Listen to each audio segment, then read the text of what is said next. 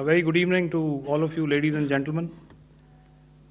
You are all by now familiar with the brutality and the dastardly manner in which 26 innocent lives were prematurely terminated at Pahalgam on the 22nd of April.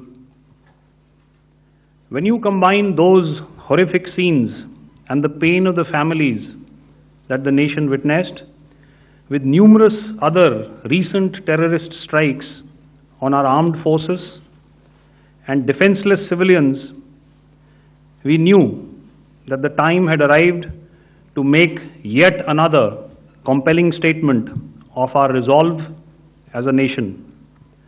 Operation Sindoor was conceptualized with a clear military aim to punish the perpetrators and planners of terror and to destroy their terror infrastructure.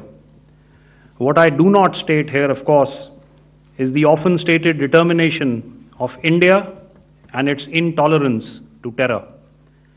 It set into motion a very diligent and microscopic scarring of the terror landscape across the borders and the identification of terror camps and training sites. The locations that emerged were numerous, but as we deliberated more, we realized that some of these terror hubs were now bereft of any presence and had preemptively been vacated, fearing retribution from us. There was also a term of reference and our own binding, self-imposed restriction to target only terrorists and thus prevent collateral damage. There were 9 camps that you are now all familiar with, which were confirmed by our various intelligence agencies to be inhabited. Some of these were in POJK, while there were others that were located in the Punjab province in Pakistan. Nefarious places such as Muridke, the hub center of the Lashkar-e-Taiba, has over the years bred infamous characters such as Ajmal Kasab and the likes of David Headley. What followed was a careful scrutiny of each of these sinister locations, their layout, configuration, even the type of construction in each structure, and the terrain obtained around these. This was with an obvious intent to deduce and identify the exact vector that was required for their neutralization, as also the eyes in the sky that we would send up to ensure that we brought back evidence that we had indeed targeted what we set out to.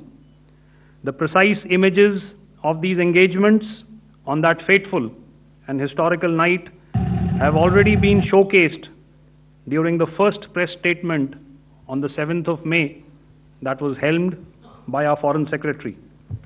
I have no doubt in my mind that we achieved total surprise, and those strikes across those 9 terror hubs left more than 100 terrorists killed, including high-value targets such as Yusuf Azhar, Abdul Malik Rauf, and Mudassir Ahmed that were involved in the hijack of IC-814 and the Pulwama blast. The line of control was also violated soon after by Pakistan, and the erratic and rattled response of our enemy was apparent from the number of civilians, inhabited villages, and religious sites such as Gurudwaras that were unfortunately hit by them, leading to a sad loss of lives. The Indian Air Force played a major part in these strikes by engaging some of these camps, and the Indian Navy provided wherewithal in terms of precision munitions. The Indian Air Force obviously had their assets up in the sky, and I will here request Air Marshal Bharti, the Director General of Air Operations, to detail for you the methodology that the men in blue adopted to successfully manifest this mission.